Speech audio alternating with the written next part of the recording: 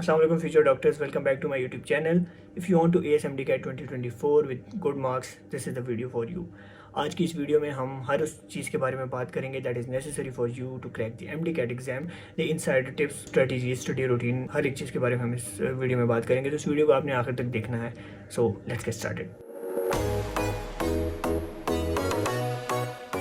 For those who are not familiar with me, I am Fahad Malik, a third year MBBS student at Ayub Medical College, जो कि आप लोगों में से काफ़ी लोगों का ड्रीम कॉलेज होगा। And if you want to come here you have to take very good marks in MD-CAT।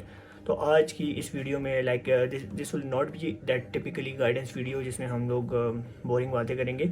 इस वीडियो में स्टेप बाय स्टेप हम लोग एक एक उस चीज़ को हाईलाइट करेंगे जो कि इन दिनों में necessary, because you people have made it into the D और अब आप लोगों ने सिर्फ गोल करना है। तो almost I guess 35 to 40 days रह गए MD-CAT में। तो इन आखिरी दिनों में आप लोगों को क्या करना चाहिए अपने नॉलेज को पक्का करने के लिए, तो इस वीडियो में हम उन सब चीज़ों के बारे में बात करेंगे। सबसे पहले तो बात करते हैं MD-CAT के बारे में। A lot of you are familiar with the test format, लेकिन जिनको नहीं भी पता उनके लिए मैं बता चलूँ कि MD-CAT 2024 में टोटल 210 MCQs होंगे आप लोगों के लिए, जिसमें सबसे मेजॉरिटी पोर्शन जो है वो बायोलॉजी का है, फिर chemistry, physics, English and then logical reasoning. तो चूँकि पासिंग मार्क्स उसमें हमारे पास 50% है, लेकिन आपको अबव एवरेज स्कोर करना पड़ता है ताकि आप मेरिट लिस्ट में अपनी सीट सिक्योर कर सकें। वैसे तो कुछ लोग काफ़ी इस बारे में भी डिप्रेस होते हैं कि हमारे FEC में स्कोर अच्छा नहीं है या हमारा मैट्रिक में स्कोर अच्छा नहीं है, तो लाइक उसका इम्पैक्ट होता है आपकी फाइनल मेरिट लिस्ट पे।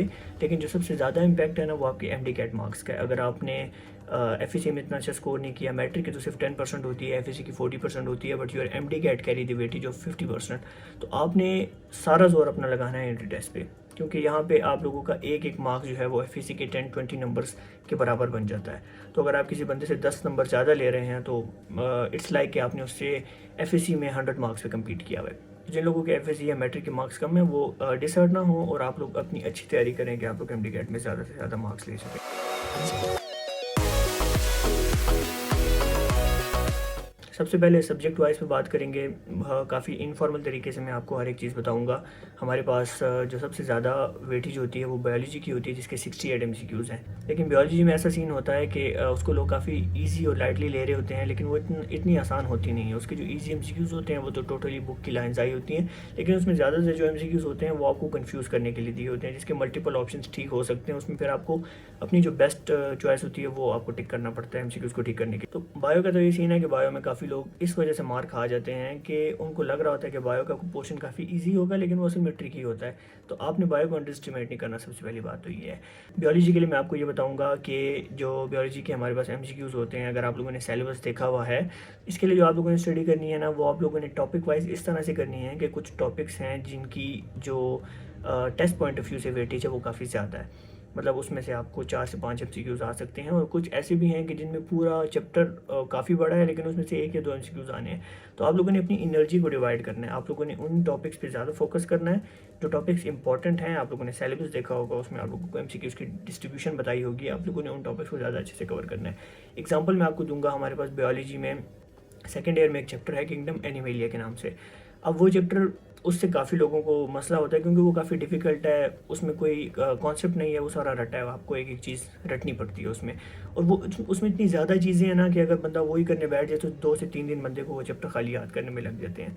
लेकिन अगर आप एग्ज़ाम पॉइंट ऑफ व्यू से देखें तो उसमें से हार्डली 1 या 2 MCQs आते हैं, जो कि अगर आप उसको अपना 100% देंगे उस चैप्टर को तो तब भी रिस्क है कि वो MCQs आपको आ रहा है या नहीं आ रहा है। जैसे कि हमारे साथ हुआ था, मैंने उसकी काफ़ी अच्छे से तैयारी की थी, मैंने उसके जो फ्लो चार्ट सा बना के पेस्ट किया हुआ था और मैं रोज़ाना उसको देखता था, जो उनके हमारे पास जीनस वगैरह हो गए और बाकी सारी चीज़ें हो गई। लेकिन एंड पे क्या हुआ, जो MCQs आए हुए थे उनमें से मुझे एक आ रहा था और दूसरा मुझे MCQs नहीं आ रहा था। वो मैंने अपनी तरफ से तुक्का मारा, लेकिन वो ठीक हो गया, दैट समथिंग एल्स। तो इस चीज़ पे आप लोगों ने थोड़ा वो करना है, क्योंकि अभी ये जो लास्ट टाइम रह गया ना, 1 मंथ 40 डेज आप लोगों के पास रह गए, इसमें आप लोगों ने स्मार्ट स्टडी करनी है। हार्ड वर्क तो हर एक बंदा करता है, हार्ड वर्क इज़ नेसेसरी, लेकिन आप लोगों ने थोड़ा सा स्मार्ट स्टडी करनी है इसमें। दूसरी टिप मैं ये दूंगा बायो के लिए कि बायोलॉजी में हमारे पास ज़्यादातर जो चीज़ें हैं ना वो उनमें कॉन्सेप्ट कम है, उसमें हमारे पास रटा ज़्यादा है, तो थोड़ी कन्फ्यूजन होती है कि ये चीज़ें हमें कैसे याद होंगी। तो अगेन वही वाली बात है कि आप लोगों ने जब टॉपिक्स को आप लोगों ने डिवाइड कर दिया ना इंपॉर्टेंस के लिहाज से। एक और एग्जांपल मैं ये दूंगा कि जिस तरह हमारे पास क्रेब्स साइकिल्स हो गए, सिट्रिक एसिड साइकिल हो गया। अब ये साइकिल्स काफ़ी इंपॉर्टेंट है, इसमें से MCQs आते हैं, ठीक है। अब इसकी आप लोगों ने थ्योरी तो पढ़ ली है, इनके हमारे पास बुक में डायग्राम्स भी बने होते हैं। तो आप लोगों ने क्या करना है कि उन डायग्राम्स को प्रिंट करवाएं और आप उनको पेस्ट कर दें। आप उनको डेली एक दफ़ा गो थ्रू करें, क्रेब्स साइकिल से करें, ग्लाइकोलाइसिस को, इन सब चीज़ों को आप बार बार देखें ताकि आपको स्टेप बाय स्टेप एक एक चीज़ याद हो कि यहाँ पे कौन सा एंजाइम है और इसके रिएक्शन से कौन सी चीज़ बनेगी, उसके बाद कौन सा स्टेप आएगा, उसके बाद कौन सा स्टेप आएगा। तो this is very important topic. इस तरह के टॉपिक्स को आप लोगों ने काफ़ी अच्छे से देखना है और इनको डेली आप लोगों ने रिवाइज करना है। Now will move towards chemistry. अब केमिस्ट्री में जो है, केमिस्ट्री में वी हैव 2 मेजर पोर्शन। अगर हम सेकेंड ईयर की बात करें उसमें हमारे पास एक इनऑर्गेनिक केमिस्ट्री आ जाती है और एक हमारे पास ऑर्गेनिक केमिस्ट्री आ जाती है। अब इनऑर्गेनिक केमिस्ट्री भी मुश्किल है, ऑर्गेनिक भी मुश्किल है, लेकिन कुछ लोगों को इनऑर्गेनिक ज़्यादा मुश्किल लगती है। उसकी वजह ये है कि उनको पीरियोडिक टेबल अच्छे से याद नहीं होता। इनऑर्गेनिक के लिए मैं आप लोगों को मशवरा दूंगा कि that is all your periodic table. आप पीरियोडिक टेबल को अगर अच्छे से याद कर लें, आप पीरियोडिक टेबल एक ख़रीद लें, आप उसको अपने डेस्क वगैरह पे जहाँ आप पढ़ते हैं वहाँ पे आप पेस्ट करें और आप उसके एक एक एलिमेंट का आपको पता होना चाहिए कि कौन सा कहाँ पे लाई करता है। और उसकी काफ़ी मज़ेदार ट्रिक्स हैं, इंटरनेट पे मौजूद हैं, यूट्यूब पे मौजूद हैं। उसके निमोनिक्स हैं जिससे आपको याद हो सकता है। आपको ज़रूरी नहीं है आपको एक एक चीज़ फिंगर टिप से याद करनी है, आप निमोनिक्स के थ्रू याद करें, क्योंकि उसमें हमारे पास जो MCQs आते हैं ना वो ज़्यादातर आते हैं, हमारे पास ट्रेंड्स आती हैं top to bottom, left to right, इसमें क्या इंक्रीज़ होगी, रेडियस इंक्रीज़ होगा नहीं होगा। ज़्यादातर MCQs इन चीज़ों पे उन्होंने कवर किए होते हैं। तो अगर आपको पीरियोडिक टेबल अच्छे से याद है तो आपके मेजॉरिटी ऑफ MCQs उससे हल हो जाएंगे। अब चलें ऑर्गेनिक केमिस्ट्री की तरफ। तो ऑर्गेनिक केमिस्ट्री देखने में बहुत ज़्यादा है, ठीक है, और बंदा घबरा जाता है उसे पढ़ते हुए, उसको समझ नहीं आ रही होती कि मैं क्या चीज़ याद करूँ, किसकी प्रिपरेशन याद करूँ, किसके रिएक्शंस याद करूँ। तो उसमें एक फ़ायदा तो हमारे पास ये है कि आधों की जो प्रिपरेशंस हैं वो आधों के रिएक्शंस हैं। आपको एक ही प्रिपरेशन में जो चीज़ मिल रही होगी, फ़र्ज़ करें अगर मैं कहूँ अल्कोहल की प्रिपरेशन में आपको एल्डिहाइड्स मिल रहे हैं, तो एल्डिहाइड्स के रिएक्शन में आपको अल्कोहल्स मिलेंगे। तो ज़्यादातर रिएक्शंस तो आपस में इंटरमिक्स हैं। अगर आपने पढ़ा हुआ है 1, 2 से 3 दफ़ा तो आपको वो याद हो जाएंगे। दूसरा उसकी जो मैंने किया था वो मैंने किया था कि जब मैंने सारे चैप्टर्स पढ़ लिए थे ना, उसके बाद मैंने हर एक पेज पे मतलब 4 से 5 पेजेस मैंने तैयार किए थे जिसमें मैंने हर एक सेक्शन की प्रिपरेशन और रिएक्शन सिर्फ मैंने ये लिखे थे, प्रिपरेशंस एंड रिएक्शंस विद जो एंजाइम्स उनके बीच में यूज़ होते हैं। तो इनको मैंने पेस्ट कर लिया था अपनी वॉल पे और मैं डेली जो है वो मैंने अपना रखा होता था कि आज अगर मैं बायोलॉजी पढ़ रहा हूँ तो मैंने ये चैप्टर ख़त्म करके मैंने एल्डिहाइड्स के रिएक्शन और प्रिपरेशन रिवाइज करने हैं, दूसरा चैप्टर ख़त्म करके मैंने अल्कोहल्स के करने, फिर मैंने कीटोन्स के करने हैं। तो डेली में वो करता था ना, तो वो मुझे फिंगर टिप्स पे वो मेरी विजुअल मेमोरी उसकी इतनी ज़्यादा हो गई थी कि मुझे उसमें कोई मसला नहीं हो। ऑर्गेनिक केमिस्ट्री में ज़्यादातर लोगों को मसला होता है क्योंकि वही वाली बात है कि वो हार्ड वर्क ज़्यादा करते हैं लेकिन वो स्मार्ट वर्क नहीं करते। तो आप हार्ड वर्क तो आप लोगों ने किया हुआ है, लेकिन अब आप लोगों को स्मार्ट वर्क करने की ज़रूरत है और उसकी मैंने आप लोगों को बहुत मज़े की ट्रिक बताई। तो केमिस्ट्री का तो मेजर पोर्शन मैंने आप लोगों को बता दिया और सेकंड ईयर केमिस्ट्री से ज़्यादा MCQs आते हैं फर्स्ट ईयर के मुकाबले में। अगर आप लोग मेरी बताई हुई बात पे अमल करते हैं तो आई गारंटी यू कि आप लोगों के ज़्यादातर MCQs इंशाल्लाह ठीक होंगे। थर्ड हम जाते हैं फ़िज़िक्स की तरफ। अब फिज़िक्स जो है, फ़िज़िक्स में मुझे सबसे ज़्यादा मसला फ़िज़िक्स में था उस वक्त, क्योंकि उसका ये था क्योंकि फ़िज़िक्स में फार्मूलाज बहुत ज़्यादा थे और मैं कंफ्यूज हो जाता था फार्मूलाज में। तो मैंने अपने सारे सब्जेक्ट्स के लिए, बायो, केमिस्ट्री, फिजिक्स, मैंने सबके लिए किया था। मैं चीज़ों को अच्छे से पढ़ लेता था, जो मैं इंपॉर्टेंट पॉइंट्स होते थे वो मैं नोट करता था और उन नोट्स को मैं डेली देखता था। मैंने उनके लिए ट्रिक ये की हुई थी कि मैंने उनको पेस्ट किया हुआ था अपनी वॉल पे ताकि मेरी आते जाते उन पर नज़र पड़े और मैं देखता रहूँ। तो फिज़िक्स इज़ ऑल फार्मूलाज, मतलब उसमें जितने हमारे पास फार्मूलाज हैं ना शुरू से लेके एंड तक, ग्रेविटेशनल फॉर्म हो गए, वेलोसिटीज़ के हो गए, या जो भी लॉज वगैरह हमारे पास आ गए, बर्नौली इक्वेशंस वगैरह आ गई, तो इन सारे फार्मूलाज को ना आप कुछ ज़्यादा से ज़्यादा हार्डली 20 to 30 फार्मूलाज होंगे, इनको आप एक पेज पे लिख लें। अगर आपने इनके न्यूमेरिकल्स किए हुए हैं, अगर आपको इन फार्मूलाज का पता है कि इनको आगे हम लोगों ने किस तरह यूज़ करना है, अगर आपको ग्रेविटेशनल जो इनके कांस्टेंट्स वगैरह हो गए उनकी वैल्यूज़ भी पता है, वो भी आप साथ में जो भी फार्मूला लिख रहे हैं उसके आगे उनकी कांस्टेंट की वैल्यूज़ भी आप लिख लें और इनको आप डेली देखें। मतलब हमें पढ़ने से अगर 30% रिवाइज हो रहा है तो हमारी जो विजुअल मेमोरी होती है ना वो 70% उस चीज़ को कवर करती है। एग्ज़ाम के दिन आपको विजुअल मेमोरी बहुत काम आती है। तो आप लोग तीनों सब्जेक्ट के साथ आप लोगों ने ये ट्रिक करनी है, जो इंपॉर्टेंट पॉइंट्स हैं। इवन तो बायोलॉजी में भी अगर कोई इंपॉर्टेंट पॉइंट्स हैं आपको ऐसा लग रहा है कि मुझे भूल सकते हैं, तो आप उनको नोट डाउन करें, आप उनको कहीं पेस्ट कर दें और आप उनको डेली देखें। क्योंकि आखिर वक्त में होता है ना कि बंदा बुक खोलते हुए काफ़ी घबराता है। अगर आप बुक खोलेंगे तो आप एक चैप्टर कर रहे हैं, उसमें 100 और चीज़ें निकल आती हैं जो कि अनइम्पॉर्टेंट होती हैं, लेकिन बंदा कहता है एक दफ़ा मैं दोबारा इनको देख लूँ, जो कि आपको वैसे याद होती हैं। लेकिन इतनी मोटी बुक खोलने से अच्छा है कि अगर आपने सारे इंपॉर्टेंट पॉइंट्स 1 से 2 पेजेस पे लिखे हुए हैं और आप उनको डेली देख रहे हैं, क्योंकि पढ़ा तो आपने ऑलरेडी सब कुछ है, उस एक पॉइंट को देखने से आपकी 4-5 चीज़ें ऑलरेडी कवर हो जाती हैं जो कि आप लोगों ने याद की होती हैं। तो ये वाली ट्रिक आप लोग करें इन लास्ट जो 30 to 40 डेज़ आपके पास रह गए हैं, इसमें आप लोग इस तरह की लर्निंग करें तो इंशाल्लाह आपको काफ़ी फ़ायदा होगा एग्जाम के दिन। Next will go towards English. अब इंग्लिश जो है वो दो जो हमारे पास पोर्शन है, इंग्लिश और लॉजिकल रीजनिंग के जो MCQs हैं, इन लोगों को लोग काफ़ी लाइटली लेते हैं। ज़्यादातर फोकस होता है बायो पे, केमिस्ट्री पे और फिज़िक्स पे, क्योंकि उनका ऑब्वियसली उनका पोर्शन मेजर है हमारे पास। लेकिन जो इंग्लिश और लॉजिकल रीजनिंग है ना, वहाँ पे आपको एज इस तरह से मिल सकती है कि अगर आपने उन तीनों सब्जेक्ट के साथ इन दोनों को भी कवर किया हुआ है तो आपको जो लोग होते हैं 2 से 3 नंबर में ऊपर नीचे होते हैं मेरिट लिस्ट में ना, तो वो इन्हीं नंबर्स की वजह से हो रहे होते हैं। अगर फिजिक्स का पोर्शन मुश्किल है, फ़र्ज़ करें 56 में से मैक्सिमम लोगों ने स्कोर 45-46 किया है, तो आप भी ऊपर नीचे ही लाए कर रहे होंगे। लेकिन इंग्लिश में इस तरह होता है, इंग्लिश में आप 8 नंबर भी ले सकते हैं 20 में से और 18 भी ले सकते हैं। तो वो 10 नंबर आपके एमडी कैट में आप सोचेंगे आपको कितनी एज दे सकते हैं। एंड सिमिलरली लॉजिकल रीजनिंग में हमारे पास 10 एमसीक्यूज़ है। अगर उन 10 में से 10 आप ठीक कर रहे हैं तो सोचें कि आपको, अगर एक बंदे ने 5 एमसीक्यूज़ ठीक किए हैं क्योंकि उसने लॉजिकल रीजनिंग देखी ही नहीं थी और आपने देखी हुई थी और आपने 10 एमसीक्यूज़ ठीक किए, तो आपको 5 मार्क्स की वैसी एज मिल रही है। एंड एमडी कैट में तो एक मार्क्स काउंट होता है आपका। तो इंग्लिश के लिए आप लोग सबसे पहले जो सिलेबस है उसका, अगर आपको एक जगह पे कहीं कन्फाइंड कुछ नहीं मिल रहा, अगर आपने अकेडमीज वगैरह ज्वाइन नहीं की हुई, तो YouTube is full of good lectures. आप हर एक टॉपिक के इंडिविजुअल लेक्चर्स देखें, आप उनके इंपॉर्टेंट पॉइंट्स नोट करें और वो आपका पूरा इंग्लिश का पोर्शन इजीली कवर कर लेगा। लॉजिकल रीजनिंग भी जब हम लोगों ने एमडी कैट दिया था तो फर्स्ट टाइम इंट्रोड्यूस हुआ था, तो उस वक्त हमारे पास कुछ भी खास नहीं था हमारे पास यूट्यूब, लेकिन अब वो भी काफ़ी फ्लडेड है लॉजिकल रीजनिंग के क्वेश्चन से और उसकी वीडियोज़ वगैरह से। तो आई रिकमेंड यूट्यूब, क्योंकि यूट्यूब पर बहुत डाइवर्सिटी होती है टॉपिक्स की, टीचर्स की, और आपको जिससे अच्छी समझ आती है आप उसे कवर कर सकते हैं। लेकिन इन 5 के 5 सब्जेक्ट की तैयारी के साथ साथ the only thing which I recommend, जो कि मैं पिछली वीडियो में भी बोल चुका हूँ, कि आप लोगों ने मॉक टेस्ट, प्रैक्टिस टेस्ट लाजमी देने हैं। क्योंकि सिर्फ पढ़ने से काम नहीं होगा। जो आप लोगों ने पढ़ा हुआ है उसको अगर आपने अपने दिमाग में लॉक करना है ना, तो practice test is the best thing you can do to yourself. उसके काफ़ी फ़ायदे हैं। उसमें सबसे बड़ा फ़ायदा ये है ना कि आपकी जो एक मसल मेमोरी होती है ना, वो बिल्टअप हो जाती है प्रैक्टिस कर करके एमसीक्यूज़ की।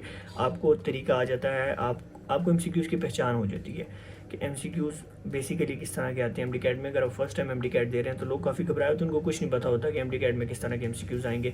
एंड पेपर के दिन जो प्रेशर होता है ना, हर एक बंदे ने पढ़ा हुआ है, 100% उसने पढ़ा हुआ है, लेकिन मेन बंदा वही बीच में कामयाब होता है जो प्रेशर को हैंडल कर लेता है। और प्रेशर को हैंडल करने के लिए सबसे जो बड़ा हमारे पास रिसोर्स है वो यही है कि आप प्रैक्टिस टेस्ट दें, ज़्यादा से ज़्यादा दें, ऑनलाइन दें, बेशक अकेडमी में जाके दें। उसके लिए मैं रिकमेंड करूँगा एनजीकॉन अकेडमी के प्रैक्टिस टेस्ट, जो वर जस्ट सो गुड। मैंने उनके ऑलमोस्ट 13 to 14 प्रैक्टिस टेस्ट दिए थे और उन्होंने मुझे बहुत फ़ायदा दिया था। एग्ज़ाम के दिन मुझे ऐसा फील नहीं हो रहा था कि मैं अकेडमी के प्रैक्टिस सेशन में बैठा हूँ या मैं एमडी कैट का एग्ज़ाम दे रहा हूँ। तो प्रैक्टिस टेस्ट आप लोगों ने लाजमी देने हैं। और उसका एक और ये भी फ़ायदा हो जाता है ना कि FEC तक हम लोग टोटली डिफरेंट तरीके से पढ़ रहे होते हैं। हमारे जो बोर्ड के एग्ज़ाम्स होते हैं तो हमें पता होता है कि इसमें क्वेश्चन हमारे पास आएंगे, हम लोगों ने बस लिखना है, कुछ ना कुछ लिखना है। MD CAT is totally different. वहाँ पे आपको एक स्टेटमेंट दी हुई है और उसके आपने आगे ऑप्शंस आपको आए हुए हैं, तो उसमें आपकी अपनी कोई वो नहीं चलती कि आप बीच में चलो घुमा फिरा के कुछ भी लिख दो। आपने करेक्ट ऑप्शन ही उसमें ठीक करना होता है। तो वहाँ पे नॉलेज ना आपकी काफ़ी ज़्यादा फिर मैटर करती है कि आपने कितना पढ़ा है, कितना नहीं पढ़ा हुआ। एंड सेकेंडली वही बात कि अगर आपने प्रैक्टिस टेस्ट दिए हुए हैं, आपको पता है आपको एमसीक्यूज़ की पहचान मेन चीज़ है। क्योंकि वो जो स्टेटमेंट्स बनती हैं ना, वो इस तरह होता है कि कभी कभी 4 लाइन की स्टेटमेंट होगी लेकिन कहीं एक वर्ड में या किसी एक लाइन में पूरे एमसीक्यूज़ का खुलासा होता है। तो वो आपको प्रैक्टिस से ही पता लगता है। आप बार बार एमसीक्यूज़ प्रैक्टिस करेंगे। आपको पता है अगर बायो का ये चैप्टर है या फिजिक्स का कोई चैप्टर है जिसमें हमारे पास न्यूमेरिकल टाइप के क्वेश्चन आए हैं, ज़्यादातर अकेडमीज वाले ट्रिक्स बताते हैं उन एमसीक्यूज़ की, कि अगर आपको इस तरह की स्टेटमेंट आए ना तो आपने बड़ी उसकी जो है वो सॉल्व करने के पीछे नहीं जाना, बस आपने सीधा जो है ये वाला फार्मूला बीच में अप्लाई करना और आपका एमसीक्यू सेकंड्स में हल हो जाएगा। और ये चीज़ बहुत ज़्यादा मैटर करती है स्पेशली फिजिक्स की, उसमें कि आपने अपना टाइम बचाना है। आपके पास एक एमसीक्यूज़ के लिए I guess 40 seconds to 50 seconds होते हैं, 1 मिनट भी पूरा नहीं होता। और उसमें अगर आप सोचने बैठ जाएँ कि अब ये पूरी इतनी बड़ी स्टेटमेंट, क्योंकि वहाँ पे तो ना आपको कैलकुलेटर अलाउड होता है, ना आप रेफर कर सकते हैं, ना आपके पास इतना टाइम होता है, तो आपको अपने दिमाग में वो सारी कैलकुलेशन करनी होती है। तो वो आप जितनी ज़्यादा प्रैक्टिस आपने की होगी एमसीक्यूज़ की, आपको पता होगा, बस वो एक फ्लो में आप चले जाएंगे और आप टाइम आपका ज़्यादा ज़ाया नहीं होगा। और ये चीज़ बहुत ज़्यादा मैटर करती है। अभी हम लोग ओवरऑल थोड़ी प्रिपरेशन पे बात करते हैं। सबसे पहली चीज़ तो ये है कि आपको एक स्केड्यूल अपने लिए बनाना है। स्केड्यूल के बगैर आपकी स्टडी जो है वो ऑर्गेनाइज नहीं होगी, आपको पता नहीं होगा मैं क्या कर रहा हूँ, मैं क्या नहीं कर रहा। एक स्केड्यूल मैंने भी डिस्क्रिप्शन में मेंशन किया हुआ है, आप उसे भी फॉलो कर सकते हैं। अगर आप उसमें थोड़ी अमेंडमेंट करके अपने लिए सेट करना चाहें तब भी कर सकते हैं। लेकिन अगर आपने अपने लिए पहले से कोई स्केड्यूल बनाया हुआ है और आप उसको फॉलो कर रहे हैं अच्छी तरीके से, दैट्स ऑल्सो गुड। तो स्केड्यूल आपने एक बनाना है, आपने अपने कुछ और रखने हैं। आपको पता होना चाहिए कि मेरी डिज़ॉल्व करने की कैपेसिटी कितनी है, मैं कितना जो है वो नॉलेज एक दिन में ले सकता हूँ। आप 8 घंटे पढ़ना चाहते हैं, पढ़ सकते हैं, या 10 घंटे या 12 घंटे या 5 घंटे, जितना भी है। मेन चीज़ ये है कि वो इफ़ेक्टिव आपकी ऑर्स होनी चाहिए। कुछ ऑर्स ऐसे होते हैं ना जिसमें बंदे की प्रोडक्टिविटी काफ़ी ज़्यादा होती है, उसको हर एक चीज़ बहुत आसानी से अच्छे से समझ आ रही हो, डिस्ट्रैक्शंस कोई नहीं होती। तो आपने उन ऑर्स को सबसे पहले आपको पता लग गया होगा कि किस वक्त पे आप अच्छा पढ़ सकते हैं, रात में पढ़ सकते हैं, दिन में पढ़ सकते हैं, लाइब्रेरी जाके पढ़ सकते हैं, घर में पढ़ सकते हैं। तो सबसे पहले आप लोगों ने अपना कंफर्ट जोन जहाँ पे आप अच्छे से पढ़ सकते हैं, किन ऑर्स में पढ़ सकते हैं, ये आप लोगों ने वो करना है। और उसके बाद आप लोगों ने अपने स्केड्यूल को फॉलो करना है कि हम लोगों ने डेली बस 8 घंटे पढ़ना है, 10 घंटे पढ़ना है, उसके बाद हम लोगों ने रिलैक्स करना है। क्योंकि इन दिनों में सबसे बड़ा मसला ये होता है ना कि हम बिल्कुल ही इन हो जाते हैं किताबों में, और एक वक्त आता है 10 दिन गुजरते हैं, 12 दिन गुजरते हैं ना, बंदा बहुत ज़्यादा फ्रस्ट्रेट हो जाता है। फिर मतलब उसे डिप्रेशन होना शुरू हो जाता है, उसे एंजाइटी होना शुरू हो जाती है। तो उस चीज़ को कोप अप करने के लिए आप थोड़ी बहुत अपने लिए कोई इंटरटेनमेंट का भी सोर्स रखें। आप बेशक कोई एक मूवी बीच में देख लें, वो कर लें, वो आपको नुकसान कोई नहीं पहुंचाएगी। उल्टा उसका फ़ायदा होगा आपको कि आपको थोड़ा माइंड रिलैक्स हो जाएगा, आप दोबारा से रिचार्ज होके अपने जो है ना वो स्केड्यूल को फॉलो कर लेंगे। तो पहली बात तो ये। दूसरी बात ये कि किसी और को आपने फॉलो नहीं करना। मतलब आप इस तरह ना करें, अगर ज़्यादातर होते हैं वो दोस्त आपस में एमडी कैट दे रहे होते हैं तो वो एक दूसरे को कॉपी कर रहे होते हैं कि ये तो 10 घंटे पढ़ रहा है, मैं 6 घंटे क्यों पढ़ रहा हूँ, शायद इसकी तैयारी मुझसे ज़्यादा हो। तो आपने अपने ऊपर बिलीफ रखना है कि मैं जो कर रहा हूँ मैं ठीक कर रहा हूँ। अगर आप उससे मुतमईन हैं, आपको पता है कि मैं अच्छे से पढ़ रहा हूँ, अपने आप को धोखा नहीं देना आप लोगों ने। तो आप लोगों ने किसी और के रूटीन को भी फॉलो नहीं करना। अगर वो रात में पढ़ रहा है और आप दिन में पढ़ रहे हैं, डजेंट मैटर। अगर आप अच्छे से पढ़ रहे हैं, that is all what matters at the end. क्योंकि जितना आप कंपेयर करेंगे ना उतना आप डिप्रेस होंगे, ये मानी हुई बात है। इन दिनों में आप लोगों ने सोशल मीडिया से दूर रहना है। आप लोगों ने जो फेसबुक पे काफ़ी इस तरह का शैतानी टोला होता है ना, जो कि कभी कोई अफवाह फैला रहा होता है, कभी कि टेस्ट लीक हो गया, इतने लोगों ने ख़रीद लिया, ये कर लिया, वो कर लिया। तो ये चीज़ें ना बंदे का मोरल काफ़ी डाउन कर देती है। तो सोशल मीडिया से दूर रहें और स्क्रीन टाइम अपना थोड़ा कम रखें ताकि स्टडी अच्छे से कर सकें। थर्ड थिंग जो कि सबसे इंपॉर्टेंट एक फैक्टर है जिसको काफ़ी लोग निगलेक्ट कर लेते हैं कि कोई भी काम करने के लिए, क्योंकि कोई भी test, specially MD CAT, it's one of the toughest exam हमारी ज़िंदगी में जो हम देते हैं। तो आपको कोई भी एग्ज़ाम क्लियर करने के लिए, कोई भी काम करने के लिए आपको मोटिवेशन की ज़रूरत होती है। तो आप जो है वो अपने लिए कोई सोर्स ऑफ मोटिवेशन, जो भी आपका सोर्स ऑफ मोटिवेशन है, कुछ लोगों का मोटिवेशन सोर्स ये होता है कि वो अपने जो ड्रीम कॉलेज है उसको उन्होंने अपने माइंड में रखा होता है कि उस कॉलेज की अच्छी बात है वो याद करके कि कल को हम जाएंगे, वाइट कोट्स पहनेंगे। कुछ लोग ये मोटिवेशन होती है, कुछ लोगों की कोई और मोटिवेशन होती है, मैं बोलना नहीं चाहूँगा। तो जो भी आपका सोर्स ऑफ मोटिवेशन है ना, इन दिनों आपको उस चीज़ की ज़रूरत। फिर क्या होता है ना कि बंदे की जो स्ट्रगल है ना वो उसको छोटी लगना शुरू हो जाती है कि जो एंड रिजल्ट मुझे मिलने वाला है वो मेरी स्ट्रगल से काफ़ी बड़ा है, काफ़ी ज़्यादा है। तो ये चीज़ बहुत ज़रूरी है। आपने अपने आप को फुली मोटिवेटेड रखना है। आप लोगों ने डीमोटिवेट किसी सूरत नहीं होना। वो जिस तरह कहते हैं ना, एक कान से सुनो दूसरे कान से निकालो। तो अगर कोई आपको डीमोटिवेट करने की कोशिश कर रहा है या आपको कह रहा है कि इट्स नॉट वर्थ इट, और एंड पे डॉक्टर्स भी आजकल जॉबलेस हैं, ये भी वो, तो इन चीज़ों को आपने जो है वो अपने दिमाग से निकाल। तो खुलासा ये है कि अपने आप को मोटिवेटेड रखना है आप लोगों ने। आप लोगों ने अपनी एक डेडलाइन अभी से रख लेनी है। और डेडलाइन का मतलब ये नहीं है कि अगर 22 सितंबर को आप लोगों का टेस्ट है तो 21 सितंबर की आप लोग डेडलाइन रखने के उस दिन तक हम लोगों ने हर एक चीज़ कवर करनी है। आप लोग अगर मेरी सजेशन माने तो आप लोग 15 सितंबर की डेडलाइन रखेंगे। 15 सितंबर तक हम लोगों ने सारा कोर्स जो है वो एक दफ़ा दोबारा से कवर करना है, या पहली दफ़ा कर रहे हैं, दूसरी दफ़ा कर रहे हैं, लेकिन अच्छे से हम लोगों ने हर एक चीज़ कवर करनी है। उसके बाद आप लोगों के पास जो 7 डेज़ रह गए या 8 डेज़ रह गए, उसमें आप लोगों ने एक एक्टिव रिकॉल करना है, हर एक चीज़ को दोबारा से गो थ्रू करना है। वो टाइम आई गेस इनफ होता है बंदे के पास पूरी बुक को या पूरे जितने उसने नोट्स बनाए हुए हैं उसको एक दफ़ा रिकॉल करने के लिए। क्योंकि अगर आप एंड पे 1-2 दिन छोड़ रहे हैं ना तो उसमें बंदा काफ़ी प्रेशर में होता है, उसे भी चीज़ें सारी कवर नहीं हो रही होती हैं, डिप्रेशन होना शुरू हो जाता है। वो जितनी उसने तैयारी की है पिछले 4-5 महीनों में, तो वो सब ज़ाया जाना शुरू हो जाती है। तो आप लोगों ने कम से कम अपने लिए 7 to 8 डेज़ रिवीजन के लिए रखने हैं। और टेस्ट के दिन, मतलब टेस्ट से एक दिन पहले तक भी बेशक आप लोग पढ़ें, लेकिन मेरा मशवरा ये है कि जब सुबह आपका टेस्ट है ना तो उस दिन आप लोग किताब ना खोलें। उसका कोई भी फ़ायदा नहीं होता। इट्स जस्ट अ मिथ के हम लोग आखिरी दिन पे फटाफट चीज़ें देखेंगे तो वो हमें याद रहेंगी। सुबह के टाइम 1-2 घंटे में आप सारा कोर्स तो नहीं दे सकते। आप एक चीज़ देखेंगे, 2 चीज़ देखेंगे, वो आपको उल्टा और डिप्रेस करेगी। क्योंकि आपको उस चीज़ की खुशी नहीं होगी कि मैंने ये चीज़ रिवाइज़ करी, आपको उस चीज़ की टेंशन होगी कि ये चीज़ें मैंने रिवाइज़ नहीं की, ये चीज़ें मुझसे रह गई, शायद वो मुझे भूल जाऊँ, मुझे सिर्फ यही याद रहे। तो एग्ज़ाम से एक दिन पहले तक हर एक चीज़ कवर करके रात को टाइम पे सो गए, अपनी नींद अच्छे से 7 से 8 घंटे की नींद अपनी लिए, सुबह ब्रेकफास्ट करें, हाइड्रेटेड होके अपनी सारी तैयारी मुकम्मल करके जितने आपकी रिक्वायरमेंट्स हैं, आईडी कार्ड की, रोल नंबर स्लिप की, ये सब चीज़ें लेके, क्योंकि अक्सर लोग ये चीज़ें भी भूल जाते हैं, फिर वहाँ जाके जब याद आता है तो एंजाइटी होना शुरू हो जाती है। और सबसे जो बड़ा फैक्टर है टेस्ट के दिन का, कि उस दिन आप लोगों ने सबसे ज़्यादा रिलैक्स रहना है। आप लोगों ने ऐसा फील करना है कि बस कोई बड़ी बात नहीं है, सब लोग टेस्ट देने आए हैं, बहुत ईजी होगा टेस्ट, मेरी तैयारी अपनी अच्छी है, आपने अपने ऊपर कॉन्फिडेंस रखना है। क्योंकि जब टेस्ट सेंटर में बंदा इंटर होता है ना, तो इतने लोगों को देख के वो घबरा जाता है कि इतने लोगों में मैं कैसे टेस्ट पास करूँगा। तो जो टॉप करते हैं वो भी इन्हीं लोगों में से निकल के टॉप करते हैं। तो वही वाली बात, मोटिवेटेड रहना है और अपने ऊपर आप लोगों ने बिलीव रखना। अल्लाह कुरान में फरमाता है कि मेहनत जो है वो इंसान के हाथ में है और सिला देना मेरे हाथ में। तो मेहनत तो आप सब लोग कर रहे हैं, मेहनत आप लोगों ने की है अच्छी। आप लोगों ने बस बिलीव रखना है कि अगर हमारे नसीब में ये सीट हुई और अगर हमारे नसीब में हुआ मेडिकल कॉलेज में जाना, तो अल्लाह सिला देगा और अल्लाह हमारे लिए रास्ता आसान करेगा। तो ये चीज़ आप लोगों को काफ़ी हेल्प करेगी। टेस्ट के दिन के हवाले से एक और मशवरा ये है कि आप लोगों ने टाइम मैनेजमेंट बहुत अच्छे से करनी है। उसके लिए होता है इस तरह से ना, जो लोग फर्स्ट टाइम टेस्ट दे रहे हैं उनको मैं बताना चाहूँ कि जब आप टेस्ट देने बैठते हैं ना, तो एक नेचुरल प्रेशर होता है बंदे पे, क्योंकि ऑब्वियसली एक काफ़ी बड़ा कम्पिटिटिव एग्ज़ाम है जो कि आप दे रहे हैं। तो जो पहला पेज होता है, मोस्टली जो पहला पेज होता है ना, जब आप एमसीक्यूज़ कर रहे होते हैं तो वो आपको काफ़ी मुश्किल लग रहे होते हैं। आपकी वो होता है ना, आपका फ़्लो नहीं बन रहा होता एमसीक्यूज़ को डाइजेस्ट करने का, कि आपको समझ नहीं आ रही होती कि क्या लिखा हुआ है क्या नहीं। तो उसमें आप लोगों ने जल्दबाजी नहीं करनी, ठीक है। मेरी ये ट्रिक होती थी ना कि मैं पहला पेज पढ़ता था, मैं उसमें मार्क कुछ भी नहीं करता होता था, मैं सिर्फ पढ़ता था वो सारे एमसीक्यूज़ एक नज़र। उनमें से कुछ मुझे आ रहे होते थे, कुछ मुझे नहीं भी आ रहे होते थे। जब मैं सेकंड पेज की तरफ जाता था, सेकंड से शुरू होते होते जब मैं थर्ड पे पहुंचता था ना, तो वो बंदा यूज्ड टू हो जाता है उन एमसीक्यूज़ के साथ। तो पहले जब सेकंड थर्ड पेज आप करेंगे, उसके बाद आप दोबारा फर्स्ट पेज पे आएंगे ना, तो वो आपको एमसीक्यूज़ इतने ईजी लगेंगे, आपको खुद होता है, सेल्फ डाउट होता है कि ये मुझे पहले क्यों नहीं आ रहे थे, क्योंकि वो प्रेशर होता है बंदे के ऊपर। पहला पेज हमेशा बंदे को मुश्किल लगता है। तो आप लोग, अगर आप लोगों के पोर्शन वाइज है ना, तो आप लोग सबसे पहले वो पोर्शन स्टार्ट करें जो कि आपको लगता है सबसे ईजी आपके लिए। जैसे मेरे केस में मेरे लिए बायोलॉजी था, तो मैंने सबसे पहले बायो पे मैं गया और मैंने बायो के एमसीक्यूज़ मुझे आ रहे थे। उसके बाद मैं केमिस्ट्री की तरफ गया, फिर मैं फिजिक्स की तरफ गया, बीच में मैंने इंग्लिश वगैरह की और एंड पे जाके मैंने लॉजिकल रीजनिंग की थी। तो आप लोगों ने भी इसी तरह करना है। जो सबसे आसान एमसीक्यूज़ हैं जो आपको आ रहे हैं, सबसे पहले वो करने हैं। और अगर किसी एमसीक्यूज़ में आप स्टक हो गए ना, आपको फार्मूला याद नहीं आ रहा या आपको समझ नहीं आ रही इसको मैं कैसे सॉल्व करूं, तो उस पर टाइम बिल्कुल भी ज़ाया ना करें। आप नेक्स्ट एमसीक्यूज़ की तरफ जाएं, थर्ड एमसीक्यूज़ की तरफ जाएं।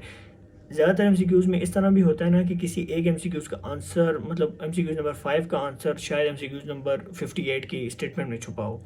तो ज़्यादातर केसेस में इस तरह भी होता है, क्योंकि कहीं ना कहीं जो है ना कोई लिंक निकल आता है, कोई ना कोई ऐसा पॉइंट होता है जो कि आपके माइंड में फंसा होता है, आपको याद नहीं आ रहा होता, लेकिन वो किसी और की स्टेटमेंट में लिखा होता है तो वो आपको याद आ जाता है। तो किसी भी एमसीक्यूज़ में आप लोगों ने जल्दी नहीं करनी। एक दफ़ा आप ऑप्शन मार्क कर लेते हैं, वहाँ पर डबल मार्किंग अलाउ नहीं है, वो आपका एमसीक्यूज़ ज़ाया हो जाता है। तो इस चीज़ पर आप लोगों ने काफ़ी ख्याल रखना है और टाइम मैनेजमेंट लाजमी करनी है। बहुत अच्छा होगा अगर आप लोग टेस्ट 10 से 15 मिनट पहले ख़त्म कर लेते हैं और एक दफ़ा दोबारा गो थ्रू आप करते हैं। उसके लिए ज़्यादातर लोग इस तरह करते हैं कि स्टार्ट में ना वो परमानेंट पेन वगैरह से मार्क नहीं करते, वो सिर्फ क्वेश्चन शीट पे जो एमसीक्यूज़ उनको आ रहे होते हैं उनको पेंसिल से टिक लगाते जाते हैं। उनको पता होता है कि उसके बाद जब टाइम उनके पास बचता है वो दोबारा से एक दफ़ा गो थ्रू करते हैं। उसमें ज़्यादातर ऐसा होता है कि एमसीक्यूज़ आपने गलत मार्क किया होता है, आपको याद आ जाता है ये ऑप्शन नहीं है, दूसरा ऑप्शन ठीक है। तो परमानेंटली जो उनके पास फिर बबल शीट होती है वो एंड पे फिल करते हैं। तो इस तरह से भी आप लोग कर सकते हैं, लेकिन अगेन टाइम मैनेजमेंट आप लोगों ने करनी है। और इस चीज़ का आपको पता किस तरह से चलेगा, अगर आप प्रैक्टिस टेस्ट देंगे तो आपको पता होगा कि मेरे एमसीक्यू सॉल्व करने की स्पीड कितनी ज़्यादा है, कम है, और उसको इम्प्रूव करने की ज़रूरत है या नहीं की ज़रूरत है। तो ये 35-40 डेज़ का टाइम इनफ है इन सब चीज़ों पर ओवरकम करने के लिए। ज़्यादा लंबी बात नहीं करूँगा, because you people are already short in time and I just wish कि आप लोग अपने अपने मकसद में कामयाब हो इंशाल्लाह। If you found this video helpful, give us a thumbs up, subscribe, and I wish you all very best of luck for your MD CAT exam, and remember, you have got this. अल्लाह हाफिज़।